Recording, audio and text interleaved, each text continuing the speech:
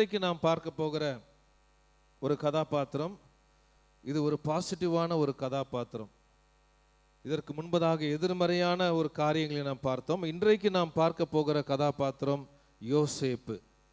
யோசேப்பினுடைய வாழ்க்கையை நீங்கள் எடுத்துக்கொண்டால், யோசேப்புக்கும் ஆண்டவராகிய இயேசு கிறிஸ்துவுக்கும் சில கனெக்ஷன்ஸ் இருக்கிறது.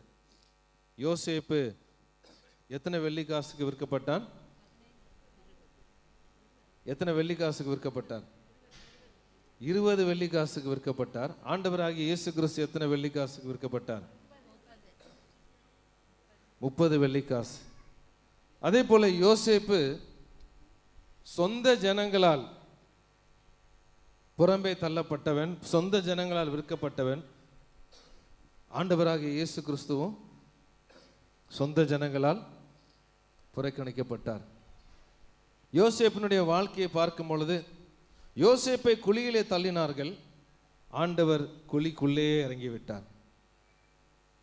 யோசேப்பினுடைய வாழ்க்கையை பார்க்கும் பொழுது, யோசேப்பு அடிமையாக விற்கப்பட்டான். ஆனால் ஆண்டவராகிய இயேசு கிறிஸ்து அடிமையின் ரூபத்தை எடுத்தார். அல்லேலூயா. யோசேப்பு தன்னுடைய சகோதரர்கள் அனைவரையும் மன்னித்தார். ஆண்டவர் நம்ம எல்லாரையுமே மன்னித்து விட்டார். அல்லேலூயா. கை தட்டலாமா ஆண்டவருக்கு? யோசேப்பு எகிப்தினுடைய ஒரு அதிபதியாக, ஒரு கவர்னராக அவன் பதவி ஏற்றான். ஆண்டவராகிய இயேசு கிறிஸ்து ராஜாதி ராஜாவாக, கர்த்தாதி கர்த்தாவாக உயிரோடு எழுந்தார். அல்லேலூயா. அநேக நிழலாட்டங்கள் யோசேப்பினுடைய வாழ்க்கையை வைத்து நாம் சொல்லலாம். இன்றைக்கு செய்தியினுடைய தலைப்பு, அது எல்சிடியில் போட்டால் நல்லா இருக்கும். பாயிண்ட்ஸ் ரெடியாக இருக்குன்னு நினைக்கிறேன். சகோதரர்கள் எல்சிடியில் போடுவார்கள். இன்றைக்கு செய்தியினுடைய தலைப்பு, யோசேப்பினுடைய வெற்றிக்கு காரணம் என்ன? What is the reason for victory, the key to success of Joseph. ஆதியாகமம் 39ஆம் அதிகாரம் 2ஆம் வசனம் 3ஆம் வசனம் வாசிக்க கேட்கலாம். Genesis chapter 39 verse 2 and 3. கர்த்தர் யோசேப்போடு இருந்தார், அவன் காரிய சித்தி உள்ளவன் ஆனான். அவன் எகிப்தியனாகிய தன் எஜமானுடைய வீட்டிலே இருந்தான். கர்த்தர் அவனோடே இருக்கிறார் என்றும் அவன் செய்கிற யாவையும் கர்த்தர் வாய்க்க பண்ணுகிறார் என்றும் அவன் எஜமான் கண்டு யோசேப்பினிடத்தில் வந்து தயவு வைத்து அவனை தனக்கு ஊழியக்காரனும் தன் வீட்டுக்கு விசாரணைக்காரனுமாக்கி தனக்கு உண்டான யாவற்றையும் அவன் கையில் ஒப்புவித்தான். இந்த சூழ்நிலையை பார்க்கும் பொழுது வேதம் அருமையாக சொல்லுகிறது, கர்த்தர் யோசேப்போடு கூட இருந்தார். 3ஆம் வசனத்துல மறுபடியும் வாசிக்கலாம். கர்த்தர் அவனோடே இருக்கிறார் என்றும், அவனோடு இருக்கிறார், முதலாவது குறிப்பு, அவனோடு இருக்கிறார் என்றும் அவன் செய்கிற யாவையும் கர்த்தர் வாய்க்க பண்ணுகிறார் என்றும் அவன் எஜமான் கண்டு. யோசேப்பினுடைய வெற்றிக்கு காரணம் என்னவென்றால், கர்த்தர் அவனோடு கூட இருந்தார். ஹல்லேலூயா. கர்த்தர் அவனோடு கூட இருந்தது மாத்திரமல்ல, அவன் கர்த்தரோடு கூட இருந்தான். ஹல்லேலூயா. He had a strong relationship with the Lord. ஆண்டவரோடு கூட அவன் நெருங்கிய ஒரு உறவு உள்ளவனாக காணப்பட்டான். ஆகையால் தான் எல்லா சூழ்நிலையிலும் அவனால் ஜெயிக்க முடிந்தது. போத்திபாரனுடைய மனைவி வரும் பொழுது அவன் சொன்ன காரியம், இப்படிப்பட்ட ஒரு பெரிய பாவத்தை நான் எப்படி தேவனுக்கு விரோதமாக செய்ய முடியும்? அங்கே பாருங்க, தேவன் தேவன் என்று சொல்லுகிறார். எல்லா சூழ்நிலையிலும் அவன் ஆண்டவரை சார்ந்து வாழ்ந்தது நிமித்தமாக அவன் எல்லாவற்றிலும் வெற்றி பெற்றான். பிரியமானவர்களே, அதே ஆதியாகமம் 41ஆம் வசனம் அதிகாரம் 16ஆம் வசனத்தை படிக்கலாம். பார்வோன் தன்னுடைய சொப்பனத்தை சொல்லி அந்த சொப்பனத்தினுடைய வியாக்கியானத்தை கேட்கும் போது யோசேப்பு என்ன சொல்றாரு? அப்பொழுது யோசேப்பு பார்வோனுக்கு பிரதியுத்தரமாக, நான் அல்ல, தேவனே பார்வோனுக்கு மங்களமான உத்தரவு அருளி செய்வார் என்றான். நான் அல்ல, தேவனே பார்வோனுக்கு மங்களமான உத்தரவு அருளி செய்வார், உத்தரவாதம் செய்வார் என்று சொல்லி அங்கே ஆண்டவர் மீது அவன் சார்ந்த அந்த சொப்பனத்தினுடைய வியாக்கியானம் அவனுக்கு எப்படி கிடைத்தது, எப்படி அவனால் அந்த சொப்பனங்களை சொல்ல முடிந்தது? ஆண்டவர் அவனோடு கூட இருந்தார், அவனும் ஆண்டவரோடு கூட இருந்தான். யோசேப்பினுடைய வாழ்க்கையிலே பார்க்கும் பொழுது, நல்ல சூழ்நிலைகள் மத்தியிலும் சரி, மோசமான சூழ்நிலைகள் மத்தியிலும் சரி, எல்லா சூழ்நிலைகளிலும் ஆண்டவர் அவனோடு கூட இருந்தார், அவன் ஆண்டவரோடு கூட இருந்தான், வெற்றியை அவன் பெற்றுக்கொண்டான். ஹல்லேலூயா, ஹல்லேலூயா. இயேசு நீங்க இருக்கையில நாங்க சோர்ந்து போவதில்லை. இயேசு நீங்க இருக்கையில நாங்க நல்ல கரங்களை தட்டி பாடுங்க. நீங்க எல்லாமே பார்த்து கொள்வீங்க, நீங்க எல்லாமே பார்த்து கொள்வீங்க, நீங்க எல்லாமே பார்த்து கொள்வீங்க. இயேசு நீங்க இருக்கையில நாங்க சோர்ந்து போவதில்லை. இயேசு நீங்க இருக்கையில நாங்க சோர்ந்து போவதில்லை. நீங்க எல்லாமே பார்த்து கொள்வீங்க, நீங்க எல்லாமே பார்த்து கொள்வீங்க. கரங்களை மேல எப்படி காமிக்கலாமா? எல்லாமே பார்த்து கொள்வீங்க, நீங்க எல்லாமே பார்த்து கொள்வீங்க.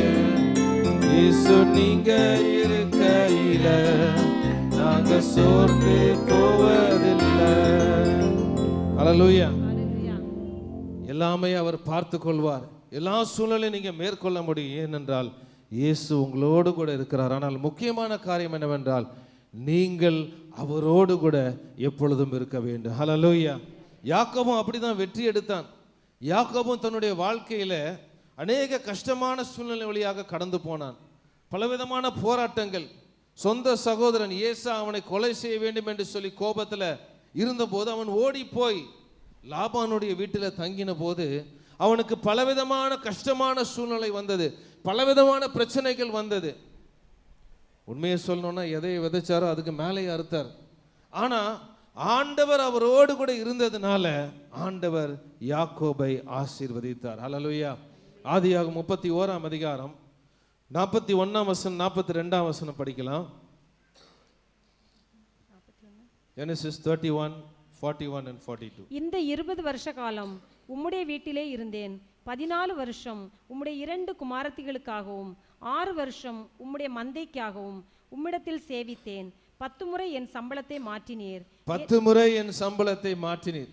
என் பிதாவின் தேவனாகிய ஆபிரகாமின் தேவனும் என் பிதாவின் தேவனாகிய ஆபிரகாமின் தேவனும் ஈசாக்கின் பயபக்திக்குரியவரும் ஈசாக்கின் பயபக்திக்குரியவரும் என்னோடு இராமற் போனால் என்னோடு இராமல் போனால் நீர் இப்பொழுது என்னை வெறுமையாய் அனுப்பியும் நீர் என்னை வெறுமையாய் அனுப்பியும் அனுப்பிவிட்டிருப்பீர். என்ன சொல்றாருன்னா, ஆண்டவர் மாத்திரம் என் கூட இல்லைன்னா 10 முறை என் சம்பளத்துல மாத்தினீர். ஆண்டவர் மாத்திரம் என் கூட இல்லைன்னா லாபான் நீ என்னை வெறுமையாக்கியிருப்பீர். ஆனால் ஆண்டவர் என்னோடு கூட இருந்தார். ஆகையால் நான் நிரம்பி வழிகிற பாத்திரமாக கடந்து போகிறேன். விசுவாசிக்கிறவங்க நல்லதான் கைத்தட்டி ஆண்டவரை மகிமைப்படுத்தலாமா? ஹல்லேலூயா. ஆண்டவரோடு கூட இருக்கின்ற உறவிலே நீங்க உறுதியாக இருந்தீங்கன்னா எல்லா காரியங்களும் அவர் வாய்க்க பண்ணுகிற தேவனாக இருக்கின்றார். இப்போது ஃபுட்பால் வேர்ல்ட் கப் நடந்து கொண்டிருக்கிறது. பிரேசில் நாட்டில் ஒரு ஃபேமஸான ஒரு ஃபுட்பால் பிளேயர் காக்கா என்று சொல்லப்படுகிறவர் நல்ல சிறப்பாடுவார். நம்ம ஊர் காக்கா இல்லை, அவர் பெரிய பேர். அந்த பெரிய பேர் சொல்ல முடியலன்ட்டு ஷார்ட்டா காக்கா அப்படின்னு சொல்லி வச்சிருக்கிறாங்க அவருக்கு பேர். அவர் ஒவ்வொரு முறையும் பேட்டி கொடுக்கும் போதும் தன்னுடைய எல்லா ரசிகர்களுக்கும் அவர் சொல்கிற காரியம் என்னென்னா, ஒவ்வொரு முறையும் அவர் கோல் அடிக்கும் போது அவர் கையை இப்படி மேலே தான் காமிப்பார். ஹல்லேலூயா. அப்புறம் அவங்க டீம் வின் பண்ண பிறகு உள்ள ஒரு ஒயிட் பனியன் போட்டிருப்பார். அந்த ஒயிட் பனியனில் என்ன போட்டிருக்கோன்னா, ஐ பிலாங் டு ஜீசஸ் அப்படின்னு போட்டிருக்கோம். நான் இயேசுவுக்கு சொந்தமானவன் என்று சொல்லி நல்லா தான் கை தட்டலாமே. அப்போ அவர் அந்த திறமையோடு ஆடுவதற்கு அவர் என்ன சொல்கிறார்? ஆண்டவரோடு கூட இருக்கிற அந்த உறவு, ஆண்டவர் தான் எனக்கு நம்பர் 1 வாழ்க்கையில் என்று சொல்கிறார். ஹல்லேலூயா. பிரியமானவர்களே, ஆண்டவர் உங்களோடு கூட இருப்பார் என்றால் எல்லா சூழலில் நீங்கள் மேற்கொண்டு ஜெயமான ஒரு வாழ்க்கை வாழ முடியும். யோசேப்பு ஆண்டவரோடு கூட நெருங்கி வாழ்ந்தான். 2வதாக யோசேப்பு எப்படிப்பட்ட ஒரு சகோதராக இருந்தார் சொல்லி பார்க்கும்போது அவர் முறுமுறுக்காத ஒரு நபராக இருந்தார்.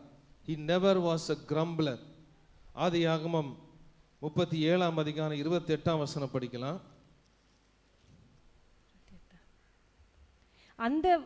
அந்த வர்த்தகரான மீதியானியர் கடந்து போகிற போது அவர்கள் யோசேப்பை அந்த குழியிலிருந்து தூக்கி எடுத்து அவனை இஸ்மவேலர் கையில் 20 வெள்ளிக்காசுக்கு விற்று போட்டார்கள். அவர்கள் யோசேப்பை எகிப்திற்கு கொண்டு போனார்கள். இந்த இடத்துல ஏதாவது யோசேப்பு தன்னுடைய சகோதரர்களையோ கடிந்து கொண்டான் என்று சொல்லி ஏதாவது போட்டிருக்குதா? ஒண்ணுமே போடல. இந்த இடத்துல என்ன நடந்துன்னு சொல்லி நமக்கு முற்றிலுமான டீட்டெயில்ஸ் தெரியாது. ஆனா யோசேப்பு முறுமுறுக்கல என்பது நம்மை உறுதியாக நாம் புரிந்து கொள்ள முடியும். அதை எப்படி நம்ம கண்டுபிடிக்க முடியும்னா, ஆதியாகமம் 40ஆம் அதிகாரம் 14ஆம் வசனம் 15ஆம் வசனம். யோசேப்பு இதனுடைய காரியம் என்னவென்றால், யோசேப்பு சிறைச்சாலையில் இருக்கிறார். தவறாக அவர் மேல பழி சுமத்தப்பட்டு சிறைச்சாலையில் இருக்கிறார். ஒருவனுடைய சொப்பனத்தை வியாக்கியானம் பண்ணி அவன் விடுதலையாகி வெளியே போறான். விடுதலையாகி போறதுக்கு முன்னாடி அவங்கிட்ட யோசேப்பு ஒரு காரியத்தை சொல்லுகிறார் பாருங்க. இதுதான் அதன் அர்த்தம் என்று சொன்னதும் அன்றி, நீ வாழ்வடைந்திருக்கும் போது என்னை நினைத்து என்னை நினைச்சுக்கோ அப்படின்னு சொல்றாரு. என்மேல் தயவு வைத்து என் காரியத்தை பார்வோனுக்கு அறிவித்து இந்த இடத்திலிருந்து என்னை விடுதலையாக்க வேண்டும். இந்த இடத்திலிருந்து என்னை விடுதலை செய்யும் சொல்றாரு. அப்புறம் நான் எபிரேயருடைய தேசத்திலிருந்து களவாய் கொண்டு வரப்பட்டேன். என்னை இந்த காவல் கிடங்கில் வைக்கும்படிக்கும் நான் இவ்விடத்தில் ஒன்றும் செய்யவில்லை என்றும் சொன்னான். நான் ஒன்றும் தவறு செய்யவில்லை என்று அங்கு சொல்றான். இந்த காரியத்தை பார்க்கும்போது நன்றாக கவனிங்க. யோசேப்பு இந்த இடத்துல அவனுடைய சகோதரரை பத்தி முறுமுறுத்திருக்கணும்னா தாராளமாக முறுமுறுத்திருக்கலாம். என்னுடைய சகோதரர்லாம் எப்படி பண்ணாங்க, இவங்கெல்லாம் எனக்கு அப்படி பண்ணாங்க, என்ன மோசமா நடத்தினாங்க, குழியில தூக்கி போட்டாங்க, என்ன அடிமையாக விற்று போட்டாங்கன்னு சொல்லி முறுமுறுக்கிறதுக்கு எல்லா விதமான சூழ்நிலையும் இருந்தது. ஆனால் அவன் முறுமுறுக்கவில்லை. யோசேப்பு முறுமுறுத்திருக்கணும், இன்னும் அதிகமாக முறுமுறுத்திருக்கலாம். போத்திபாருடைய மனைவி என்னை தவறான ஒரு பழியை சொல்லி என்னை சிறைச்சாலையில் தூக்கி போட்டார்கள் என்று சொல்லி இருக்கலாம். ஆனால் பிரியமானவர்களே, ஒருத்தருடைய பேரை கூட அவன் இங்கே சொல்றதில்லை. அவன் வாழ்க்கையில் நடந்த சம்பவத்தை மாத்திரம் சொல்லிட்டு உன்னால் முடிஞ்சா எனக்கு ஹெல்ப் பண்ணுப்பா அப்படின்னு சொன்னான். பாருங்க, யோசேப்பு ஒருபோதும் முறுமுறுக்கவில்லை. ஹல்லேலூயா. அவனே குறித்து அவன் பரிதாபப்பட்டு கொண்டிருக்கவில்லை. சில பேர் அப்படிதான் முறுமுறுத்து கொண்டிருக்கிறோம். என்னுடைய வாழ்க்கையிலே நான் வேற விதமான சூழ்நிலையை வளர்ந்திருந்தால் நான் இன்னும் பெரிய காரியங்களை செய்திருக்கலாம், இன்னும் வாழ்க்கையில முன்னேறி இருக்கலாம். ஒருவேளை எனக்கு இப்படிப்பட்ட படிப்பு கிடைத்திருந்தால் நான் வாழ்க்கையிலே முன்னேறிக்கலாம், அல்லது எனக்கு அதிகமான பணம் இருந்திருந்தால் என் வாழ்க்கையில் நான் முன்னேறி இருக்கலாம். பலவிதமான முறுமுறுப்புகள். ஒருவேளை நீங்கள் உடைக்கப்பட்ட ஒரு உறவில் கூட நீங்க இருக்கலாம். பிரியமானவர்களே, எப்படிப்பட்ட சூழ்நிலையாக இருந்தாலும் முறுமுறுக்காதபடி பழையவைகளை ஆண்டவருடைய கரத்திலே ஒப்பு கொடுங்க. ஹல்லேலூயா, ஹல்லேலூயா. யோசேப்பு ஒருபோதும் முறுமுறுக்காதவனாக இருந்தான். ஆனால் இஸ்ரவேல் மக்கள் எப்பொழுதுமே முறுமுறுத்துக்கிட்டே இருந்தாங்க. ஆமென். மோசே சிவந்த சமுத்திரம் ரெண்டாக பிளந்து இஸ்ரவேல் மக்கள் வனாந்திர வழியாக கொண்டு போகும்போது முதலாவது தண்ணி இல்லை. உடனே முறுமுறுக்க ஆரம்பிச்சாங்க. மோசே கிட்ட போய் சொல்லிருக்கலாம், ஐயா எங்க தண்ணி வேணும் ஐயா, கொஞ்சம் ஜெபம் பண்ணுங்க அல்லது ஆண்டவர்கிட்ட கேளுங்கன்னு சொல்லிருக்கலாம். எடுத்தோடனே முறுமுறுக்க ஆரம்பிச்சிட்டாங்க. வனாந்திரத்தில் ஆண்டவர் இஸ்ரவேல் மக்கள் என்ன கொடுத்தாரு? சாப்பாடு, மன்னா கொடுத்தார். 40 வருஷம் மன்னா கொடுத்தார். என்ன சொன்னாங்க? இந்த மன்னா ரொம்ப போர் அடிக்குது, எங்களுக்கு கறி துண்டு வேணும். என்ன வேணும்? கறி துண்டு வேணும். கல்யாணத்துக்கு போனா அதுதான் நோக்கம்.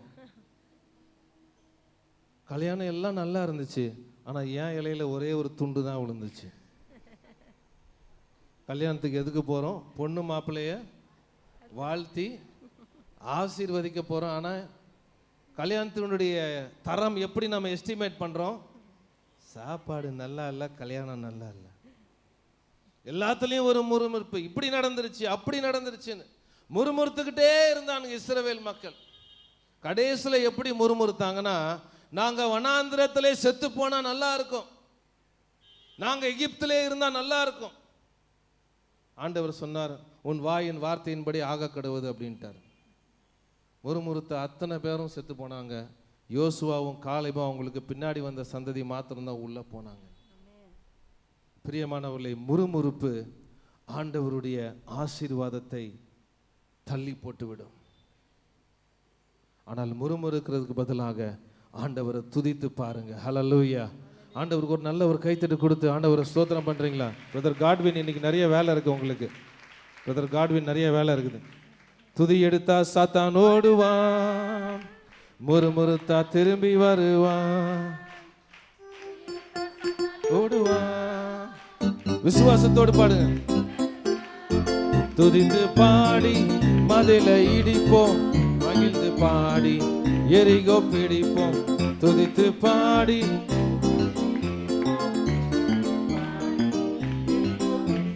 துதி எடுத்தா சாத்தான் ஓடுவான், முறுமுறுத்தா திரும்பி வருவான்.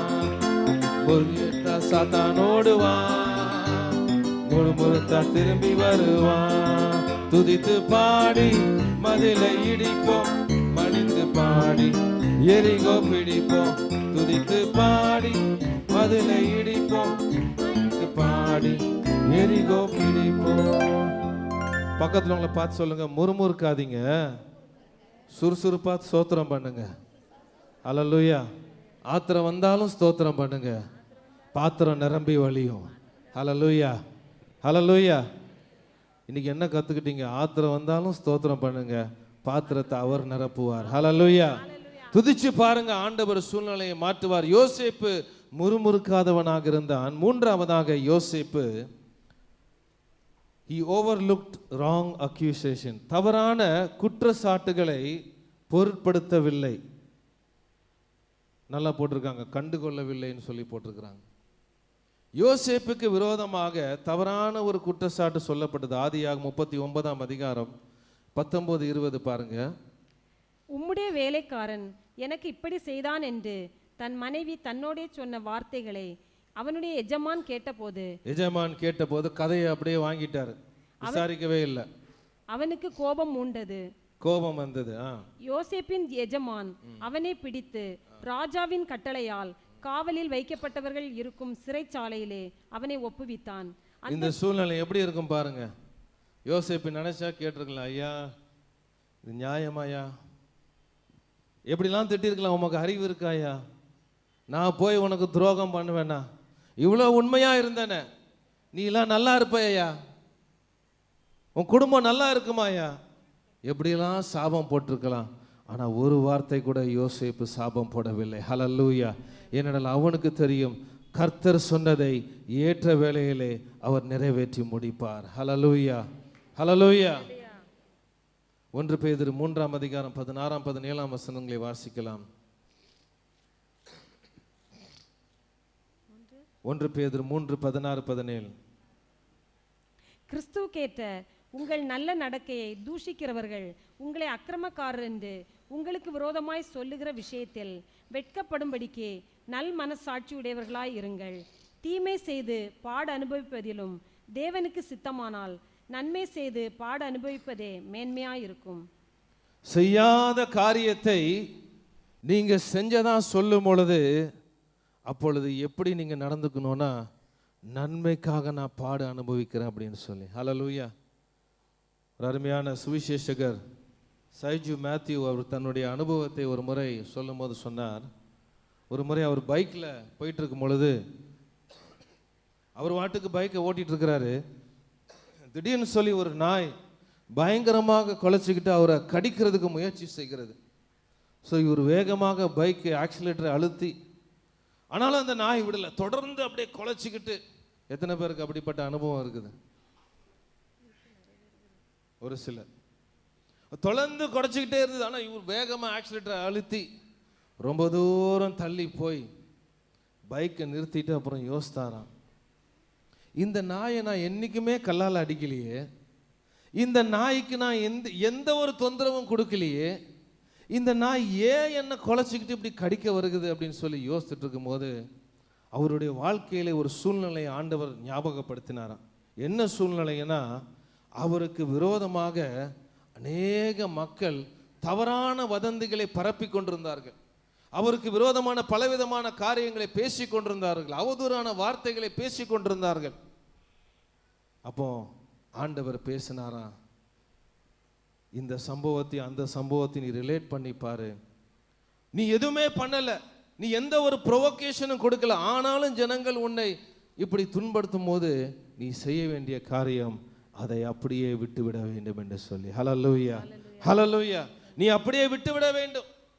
நீ அவங்க உனக்கு தொந்தரவு கொடுப்பதற்கு நீ எந்த ஒரு தவறும் செய்யவில்லை, ஆனாலும் அவர்கள் உன்னை குறித்து அவதூறாக பேசினால் அதை என்னுடைய கரத்திலே விட்டுவிடு. Hallelujah. Get rid of your offence என்று சொல்லி ஆண்டவர் சொன்னார். உன்னுடைய இருதயத்தில் இருக்கின்ற அந்த அஃபென்ஸை நீ தூக்கி போடு என்று சொல்லி ஆண்டவர் சொன்னார். அந்த சம்பவத்தின் மூலமாக ஆண்டவர் அவரோடு கூட பேசினார். ஒருவேளை இந்த காலவேளை நீங்க யோசிச்சுட்டு இருக்கலாம், நான் எந்த தீங்கும் அவங்களுக்கு பண்ணலையே, நான் அவங்களுக்கு எந்த தப்பும் செய்யலையே, அவங்க ஏன் எனக்கு விரோதமாக பேசி கொண்டிருக்கிறாங்க? கவலைப்படாதீங்க, யுத்தம் கர்த்தருடையது. ஹல்லேலூயா. நீங்க தூசியை தட்டிட்டு எழுந்து போயிட்டே இருங்க. ஹல்லேலூயா. பக்கத்துல உங்களை பார்த்து சொல்லுங்க, போய்கினே இருமா. ஹல்லேலூயா.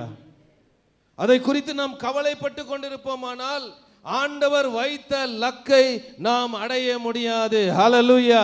நல்ல சத்தமா ஒரு அல்லேலூயா சொல்லுங்க. ஹல்லேலூயா. அவதூறான பேச்சை ஆண்டவர் பொறுப்பெடுத்துக் கொள்வார். யோசேப்பு அதை குறித்து கவலைப்படவில்லை.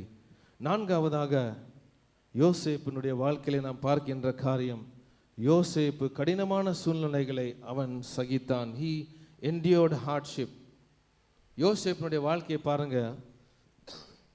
முதலாவது சகோதரர்கள் அவனை வெறுத்தார்கள்.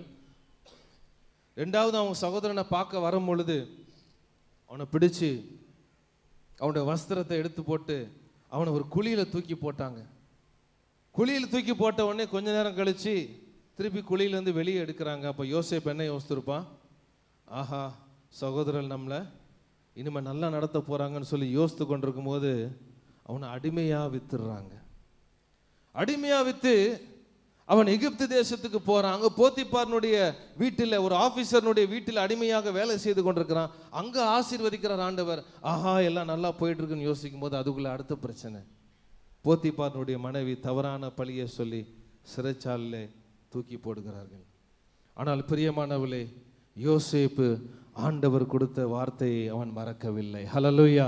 எதை குறித்தும் அவன் கவலைப்படவில்லை, அதை பொறுமையோடு சகித்து கொண்டான். ஏனென்றால் அவன் சிறைச்சாலையில் இருந்து தான் அடுத்தது அரண்மனைக்கு போகிறான். ஹல்லேலூயா, ஹல்லேலூயா. அவனுடைய ஆசீர்வாதம் மிகவும் நெருக்கமாக இருந்தது. அவன் பாடுகளை பொறுத்து கொண்டான்.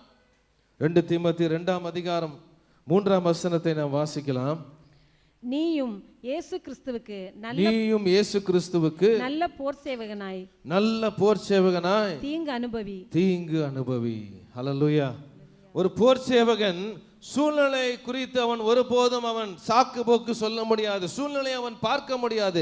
ஏனென்றால் அவன் இராணுவத்தில் சேரும் பொழுதே அவன் உயிரை பணயம் வைப்பதற்கு அவன் ஆயத்தமாக இருக்கிறான். நல்லா யோசித்து பாருங்க. ஒரு போர் சேவகன் சண்டைக்கு போகும்போது தளபதியை பார்த்து சொல்றாரு, இன்னைக்கு மழை பெய்யுது, அதனால நான் ரூம்ல இருந்து வெளியே வர முடியாது அப்படின்னு சொல்றாரு. தளபதி என்ன சொல்லுவாரு? மூட்டை எடுத்துட்டு அப்படியே போடா அப்படின்றாரு. அல்லது ஒரு போர் சேவகன் தளபதி ஆர்டர் கொடுக்கிறாரு, எதிரிகள் வருகிறார்கள், எல்லாரும் ஒரு சேறு நிறைந்த ஒரு இடம் இருக்கிறது, அந்த இடம் மிகவும் மோசமா இருக்கிறது, தளபதி ஆர்டர் கொடுக்கிறார், எல்லாரும் தரையில் அப்படியே படுங்கன்னு சொல்லும் போது அந்த போர் சேவகன் தளபதியை பார்த்து, தளபதி இங்கே ரொம்ப சேராக இருக்கிறது, நான் வாழ்ந்ததெல்லாம் ரொம்ப வசதியான ஒரு ஏசி படுக்கை, என்னால் இதை செய்ய முடியாது அப்படின்னு சொன்னால் என்ன பண்ணுவார்? எதிரியை ஷூட் பண்ண வேண்டிய கண்ணை அவனுடைய தலைக்கு நேராக திருப்புவார். ஒரு போர் சேவகன் எந்த ஒரு சாக்கு போக்கும் சொல்ல முடியாது, எந்த சூழ்நிலையிலும் அவன் தளபதிக்கு உண்மையாக இருக்க வேண்டும். ஹல்லேலூயா, ஹல்லேலூயா சொல்லுங்களேன். ஹல்லேலூயா. அதே போலதான் பிரியமானவர்களே, எல்லா சூழ்நிலையிலும் நம்ம ஆண்டவருக்கு உண்மையாக இருக்க வேண்டும். இன்றைக்கு ஒருவேளை நீங்கள் கடந்து சென்றிருக்கிற பிரச்சனைகளை பார்த்து நீங்கள் சோர்ந்து போயிருக்கலாம். பிரியமானவர்களே, சோர்வடைய வேண்டாம், ஆண்டவரை நோக்கி பாருங்க. ஒருவேளை நீங்க யோசிக்கலாம், குழி போன்ற ஒரு சூழ்நிலையில் இருக்கிறேன், சிறைச்சாலை போல ஒரு சூழ்நிலையில் இருக்கிறேன். பிரியமானவர்களே, கவலைப்படாதீங்க, ஒரு நாள் ஆண்டவர் உங்களை அரண்மனைக்கு கொண்டு வரதான் போகிறார். ஹல்லேலூயா, ஹல்லேலூயா. நீங்க பொறுமையோடு சகித்து கொண்டிருப்பீர்களானால் ஒரு நாள் ஆண்டவர் உங்களை அரண்மனைக்கு கொண்டு வருவார். நீங்கள் முற்றிலும் ஜெயம் கொள்கிறவர்கள். யோசேப்பு பொறுமையோடு இருந்தான்.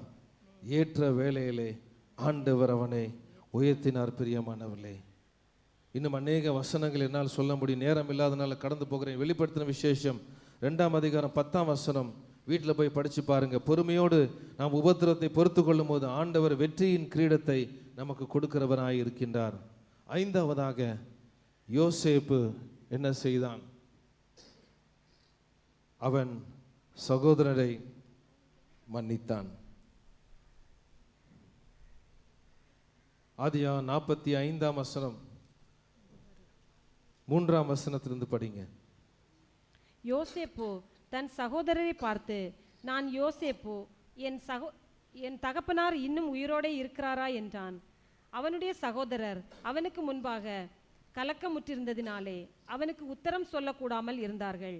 நன்றாக கவனிங்க. யோசேப்பு எகிப்தினுடைய அதிபதியா இருக்கிறாரு. நிறைய சம்பவங்களை நடந்து கடைசியில் யோசேப்பு சொல்றார் சகோதரரை பார்த்து, நான் தான் யோசேப்பு அப்படின்றார். அத்தனை பேரும் அப்படியே பேய் அறிஞ்ச மாதிரி இருக்கானுங்க. ஏன் தெரியுமா? இவங்க பண்ண அட்டூழியம்.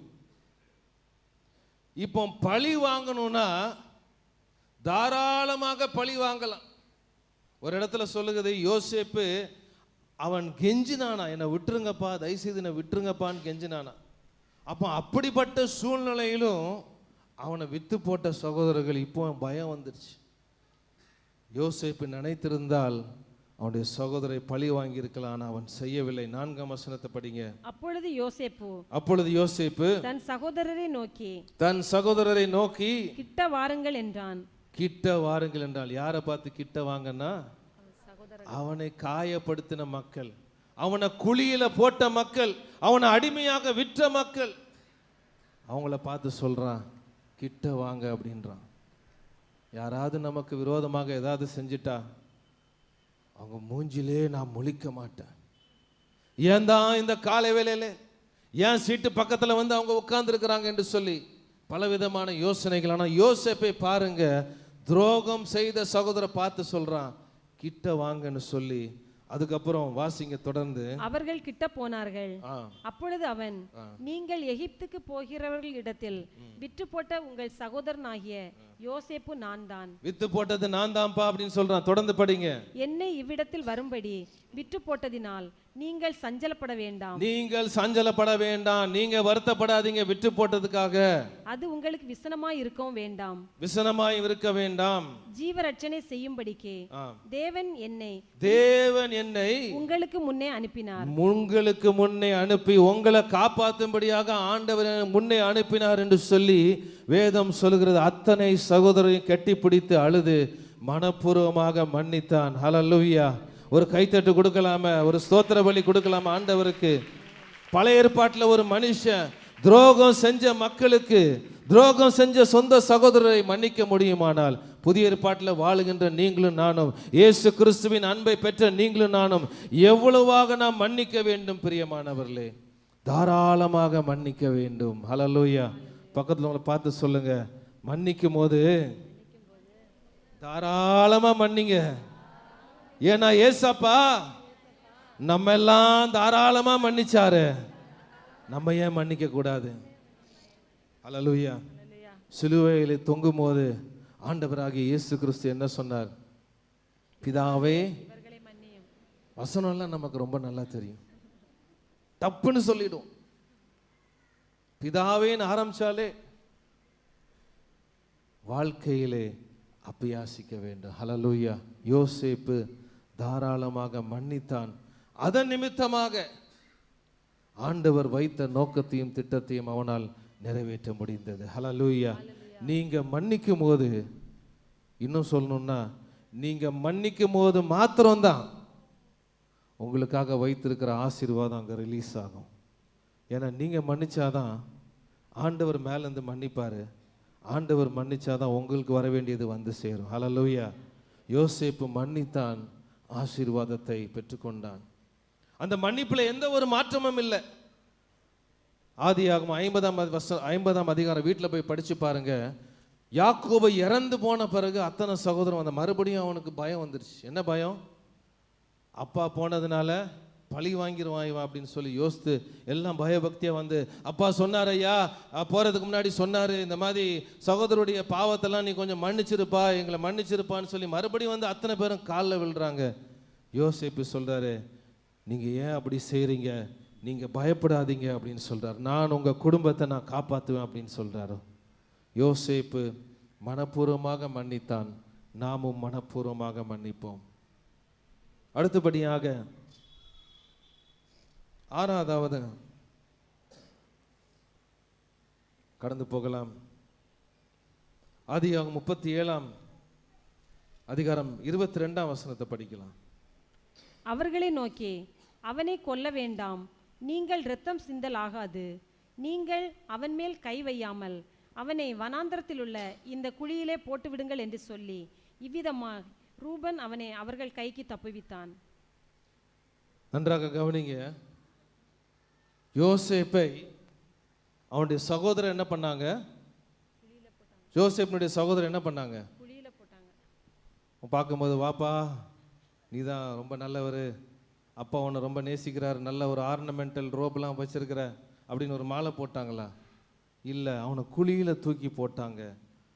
ஆனால் யோசேப்போ தன்னை கீழே தள்ளினவர்களை அவன் தூக்கி விட்டான். 3 பேர் அல்லேலூயா சொன்னீங்க. சில பேர் வீட்டில் இருக்கிற தரிசனத்தை பார்த்து கொண்டிருக்கிறீங்கன்னு நினைக்கிறேன். அது எந்த தரிசனம்னு சொல்லி ஆராதனை முடிஞ்ச பிறகு பார்த்துக்கலாம். ஹல்லேலூயா. யோசேப்பு கீழே தள்ளினவர்களை அவன் தூக்கி விட்டான். ஹல்லேலூயா.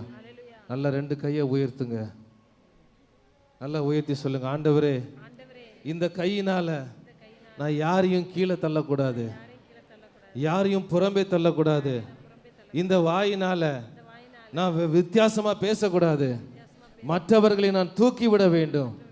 ஆண்டவரே என்னை, நல்ல சத்தமா சொல்லுங்க, ஆண்டவரே என்னை மற்றவர்களுக்கு ஒரு ஆசீர்வாதமாக, மற்றவர்களை தூக்கி விடும்படியாக என்னை பயன்படுத்தும். நீங்க விசுவாசிங்கன்னா நல்ல கையை தட்டி ஆண்டவரை ஸ்தோத்திரம் பண்ணுங்க. ஹல்லேலூயா, ஹல்லேலூயா. பிரியமானவர்களை, தள்ளி விடுறது ரொம்ப ஈஸி, தள்ளி விடுறது ரொம்ப ஈஸி, ஆனால் தூக்கி எடுக்கிறது ரொம்ப கஷ்டம். இன்றைக்கு தள்ளி விடுறதுக்கு அநேக மக்கள் இருக்கிறாங்க, ஆனால் தூக்கி விடுறதுக்கு ஒரு சிலர் தான் இருக்கிறாங்க. ஆனால் பிரியமானவர்களே, ஷைலோ சபையாகிய நாம் ஒரு கலங்கரை விளக்காக நாம் அழைக்கப்பட்டிருக்கிறோம். ஹல்லேலூயா. நாம் மற்றவர்களை தூக்கி விடுகிற மக்களாக இருக்க வேண்டும். ஹல்லேலூயா. சபையில் இருக்கிற விசுவாசிகள் மாத்திரமல்ல, வெளியிலும் ஜனங்கள் அழிந்து கொண்டிருக்கிறார்கள், அவர்களையும் நாம் தூக்கி விட வேண்டும். அருமையான பாஸ்டர் உபைதுல்லா நம்முடைய சபை 2 முறை வந்தார்கள். நம்முடைய சபையை குறித்து சாட்சி சொல்ல வேண்டுமானால் அவர் நம்முடைய சபையை குறித்து அவ்வளவோ சந்தோஷப்பட்டார். ஹல்லேலூயா. அவர் சொன்னார், நான் வரும்போது அவ்வளோ சோர்வாக வந்தேன், ஆனால் போகும்போது அவ்வளோ உற்சாகம் அடைந்து உங்கள் சபை மக்கள் எல்லாம் பாராட்டின அந்த உபசரிப்பை பார்த்து, அந்த அன்பை பார்த்து நான் உற்சாகமாக ஊழியம் செய்ய வேண்டும் என்று போகிறேன் என்று சொன்னார். ஹல்லேலூயா. உங்களுக்காக நீங்களே ஒரு நல்ல ஒரு கைத்தட்டத்தை கொடுங்க ஆண்டவருக்கு. ஹல்லேலூயா. தூக்கி விட வேண்டும் பிரியமானவர்களே. யோசேப்பு சகோதரர்களை தூக்கி விட்டான். இயேசுவின் குடும்பம் ஒன்று உண்டு, அன்பு நிறைந்திடும் இடம் உண்டு. இயேசுவின் குடும்பம் ஒன்று உண்டு, அன்பு நிறைந்திடும் இன்னும் உண்டு. உயர்வும் இல்லை அங்கு தாழ்வும் இல்லை, ஏழை இல்லை பணக்காரன் இல்லை. உயர்வும் இல்லை அங்கு தாழ்வும் இல்லை, ஏழை இல்லை பணக்காரன் இல்லை. ராஜாதி ராஜா இயேசு என்றென்றும் நீடிடுவார். ராஜாதி ராஜா இயேசு. இயேசுவின் குடும்பம், இயேசுவின் குடும்பம் ஒன்று. நல்ல கரங்களை தட்டி தான் பாடுவோமே. இயேசுவின் குடும்பம் ஒன்று உண்டு, அன்பு நிறைந்திடும் இடம் உண்டு. ஹல்லேலூயா. ஒரு விசுவாசி கஷ்டத்தில் இருக்கிறாங்க, போராட்டத்தில் இருக்கிறாங்களா, நீங்க அவங்க கூட நின்று அவங்கள தூக்கி விட வேண்டும். ஹல்லேலூயா, ஹல்லேலூயா. பர்னபாசனுடைய பேர் என்ன தெரியுமா? அவனுடைய பேருடைய அர்த்தம் ஆறுதலின் மகன். ஹல்லேலூயா. he was a son of encouragement. நாமும் ஒருவரை ஒருவர் தூக்கி விடுவோம். கடைசியாக முடித்து விடுகிறேன். யோசேப்பினுடைய வெற்றியினுடைய காரணம் என்னன்னு சொல்லி பார்க்கும் பொழுது, அவன் ஆண்டவருடைய வாக்குத்தத்தத்தை விசுவாசித்தான். அவனுடைய வாழ்க்கைக்கும் விசுவாசித்தான், இஸ்ரவேலுக்கும் விசுவாசித்தான். எடுத்து வாசிங்க, ஆதியாகமம் 50ஆம் அதிகாரம் 24-25 படிங்க. யோசேப்பு தன் சகோதரரை நோக்கி, நான் மரணமடைய போகிறேன், ஆனாலும் தேவன் உங்களை நிச்சயமாக சந்தித்து நீங்கள் இந்த தேசத்தை விட்டு தாம் ஆபிரகாமுக்கும் ஈசாக்குக்கும் யாக்கோபுக்கும் ஆணையிட்டு கொடுத்திருக்கிற தேசத்துக்கு போக பண்ணுவார் என்று சொன்னார். ஹல்லேலூயா. கரங்களை தட்டலாமா? மனுஷன் சாக போறாரு. எகிப்து தேசத்துல இன்னும் இருக்கிறார். சாக போகும்போது சொல்றாரு, ஆபிரகாமின் தேவன், ஈசாக்கின் தேவன், யாக்கோபின் தேவன், வாக்கு பண்ணின தேவன் நிச்சயமாக வாக்கு தத்தத்தை நிறைவேற்றுவார். எகிப்திலிருந்து நீங்க புறப்படுவீங்க, அப்படி புறப்பட்டு போகும்போது என்னுடைய எலும்புகளை எடுத்து போங்க அப்படின்னு சொன்னார். விசுவாசிக்கிறவங்களாம் நல்ல ஒரு கைத்தறி கொடுக்கலாம் ஆண்டவருக்கு. ஆண்டவர் நமக்கும் அநேக வாக்கு தத்தங்களை கொடுத்திருக்கிறார். யோசேப்புக்கு 17ஆம் வயதுல ஆண்டவர் ஒரு பெரிய தரிசனத்தை கொடுத்தார். என்ன தரிசனம்? ஒரு நாள் நான் உன்னை உயர்த்துவேன், ஒரு நாள் உன்னை மேன்மைப்படுத்துவேன் என்று சொல்லி 17 வயசு இருக்கும் போது தரிசனத்தை கொடுத்தார். ஆனால் தரிசனம் எப்போ நிறைவேறிச்சு தெரியுமா? அவனுடைய 30வது வயசுல தான் தரிசனம் நிறைவேறிச்சு. அது வரைக்கும் அவன் பொறுமையாக இருந்தான். ஹல்லேலூயா. அது வரைக்கும் அந்த வார்த்தையில் வைத்திருந்த விசுவாசத்தை அவன் விட்டுவிடவில்லை. பிரியமானவர்களே, இன்றைக்கு ஆண்டவர் எத்தனையோ வாக்கு தத்தங்களை நமக்கு கொடுத்திருக்கிறார். ஆமென். ஹல்லேலூயா. இல்லாதவைகள் இருக்கிறவைகளை போல் அழைக்கிற தேவன். நான் உன்னை விட்டு விலகுவதும் இல்லை, உன்னை கைவிடுவதும் இல்லை. எத்தனையோ வாக்கு தத்தங்கள், உன்னை கீர்த்தியும் புகழ்ச்சியுமாக வைப்பேன். ஆனால் ஏன் இன்னும் நம்முடைய வாழ்க்கையில் அந்த வாக்கு தத்தங்கள் நிறைவேறவில்லை? அதனுடைய ரகசியம் லூக்கா 1ஆம் அதிகாரம் 13ஆம் வசனத்தில் இருக்குது. இந்த சம்பவம் உங்களுக்கு சொல்லி நான் முடிக்க ஆசைப்படுகிறேன். ஜக்கரியா, எலிசபெத் என்று சொல்லி ஒரு அருமையான ஒரு குடும்பத்தார் இருந்தார்கள். அவங்க வயசாயிட்டு 2 பேரும் தாத்தா பாட்டி ஆயிட்டாங்க. பிள்ளை பெறதுக்கு எந்த ஒரு வாய்ப்பும் இல்லை. அப்படிப்பட்ட சூழ்நிலையிலே ஜக்கரியா ஆலயத்தில் உள்ள போய் அவர் தூபம் காட்ட போறாரு. அப்போ திடீர்னு சொல்லி ஒரு தேவதூதன் வந்து அவருக்கு தூது சொல்றார். என்ன சொல்றாரு பாருங்க, 13ஆம் வசனம் படிங்க. தூதன் அவனை நோக்கி, சகரியாவே பயப்படாதே, உன் வேண்டுதல் கேட்கப்பட்டது. உன் மனைவியாகிய எலிசபெத் உனக்கு ஒரு குமாரனை பெறுவாள். அவனுக்கு யோவான் என்று பெயரிடுவாயாக. உனக்கு சந்தோஷமும் மகிழ்ச்சியும் உண்டாகும். அப்ப அநேக காரியங்கள் சொல்றாரு. எலியாவினுடைய வல்லமையில போவாரு. பெற்றோருடைய இருதயத்தை பிள்ளைகளுக்கு நேராகும், பிள்ளைகளுடைய இருதயத்தை பெற்றோருக்கு நேராகும் திருப்புவாரு. எல்லா வாக்கு தத்தங்களும் சொல்லி முடிச்சிட்டார் தேவதூதன். சொல்லி முடிச்ச பிறகு இவர் இப்போ வாயை திறக்கிறார். தாத்தா வாயை திறக்கிறார். என்ன சொல்றார் பாருங்க, 1ஆம் அதிகாரம் 18ஆம் வசனத்துல. அப்பொழுது சகரியா தேவதூதனை நோக்கி எப்போ எல்லா வாக்கு தத்தங்கள் எல்லாம் தீர்க்க தரிசனம் சொல்லி முடிச்சாச்சு. அதுக்கப்புறம் சொல்றாரு, இதை நான் எதினால் அறிவேன். நான் கிழவனாய் இருக்கிறேன். என் மனைவியும் தேவதூதனுக்கு தெரியாது அவர் கிழவனா இருக்கிறாருன்னு. இவர் சொல்லிதான் தெரியணுமா தாத்தா அம்மாக்கு வயசாயிடுச்சு அப்படின்னு சொல்றாரு. நான் கிழவனா இருக்கிறேன். அப்புறம் சொல்ற பாருங்க, என் மனைவியும் வயது சென்றவர்களாய் இருக்கிறாளே என்றார். அவங்களுக்கு தெரியாதா வயது சென்றவராய் இருக்கிறார் என்று சொல்லி. அதுக்கப்புறம் என்ன சொல்றாரு? தேவதூதனுக்கு அவனுக்கு பிரதியுத்தரமாக வாய மூடுப்பா அப்படின்னு சொன்னாரு. நான் தேவ சன்னிதானத்தில் நிற்கிற காபிரியேல் என்பவன். அது என்னுடைய டிரான்ஸ்லேஷன். போது யான் நிறுத்து, வாய மூடு. ஏன் வாய மூடினாரு? எப்பவுமே அவர் நெகட்டிவா பேச ஆரம்பிச்சிட்டார். ஆண்டவருடைய வார்த்தைகளுக்கு எதிர்மறையாக பேச ஆரம்பிச்சதுனால தேவதூதன் யோசித்தான், இந்த ஆளை விட்டா இவன் எதிர்மறையா பேசினே இருப்பான், இவன் வாயை மூடினாதான் இந்த குழந்தை பிறக்கும்னு சொல்லி வாயை மூடிட்டார். அல்லேலூயா.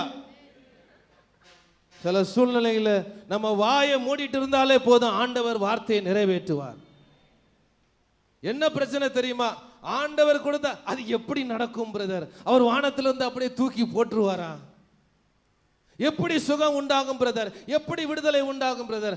ஆண்டவர் சொன்னதை அவர் செய்வதற்கு வல்லமை உள்ள தேவனாக இருக்கிறார். ஹல்லேலூயா. நல்லா தான் கை தட்டுங்கள் ஆண்டவருக்கு. தேவதூதன் வாயை மூடிட்டாரு. எப்போ வாயை திறந்தார் தெரியுமா? குழந்தை பிறந்த பிறகுதான் வாயை திறந்தார். பிரியமானவர்களே, ஏன் வாக்குத்தத்தம் நம்முடைய வாழ்க்கையில நிறைவேறவில்லை என்றால் அதற்கு காரணம் நாம் தான். தவறான வார்த்தைகள், எதிர்மறையான வார்த்தைகள், ஆண்டவருக்கு பிடித்தமில்லாத வார்த்தைகள். அது எப்படி நடக்கும்? இவங்க ரட்சிக்கப்படுவாங்களா? இவங்க திருந்துவாங்களா? இவங்க செய்வாங்களா? நடக்குமா? இல்ல பிரியமானவர்களே, ஆண்டவர் சொன்னதை அவர் நிச்சயமாக செய்து முடிப்பார். ஹல்லேலூயா. யோசேப்பை பாருங்க, வயதான காலத்துல மரிக்கும் தருவாயில கூட அவன் சொல்றாரு, ஆண்டவர் உங்களை மறுபடியுமாக கொண்டு போவார். ஹல்லேலூயா. ஒருவேளை யோசிக்கிறீங்களா, இந்த காலை வேளையிலே உங்க பிரச்சனை உங்களை அப்படியே மூழ்கி நீங்க கீழே போயிருவீங்கன்னு யோசிக்கிறீங்களா? இல்ல, வாக்கு பண்ணினவர் அவர் மாறினார். ஹல்லேலூயா. நீங்க மேல தான் போறீங்க.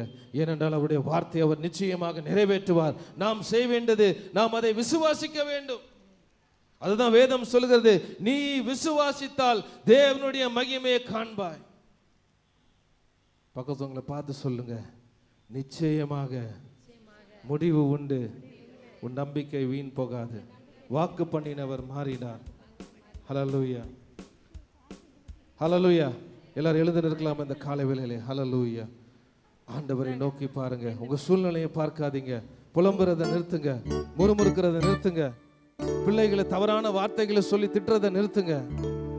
ஆண்டவருடைய வார்த்தையை விசுவாசிங்க, மனப்பூர்வமா மன்னிங்க. மற்றவங்க பழி சுமத்துனாங்கன்னா நீங்க சண்டைக்கு போகாதீங்க, ஆண்டவர் யுத்தம் பண்ணுவார். யோசேப்பு அமைதியாக இருந்தான். ஆண்டவரோடு கூட இருக்கிற உறவிலே அவன் உறுதியாக இருந்தான்.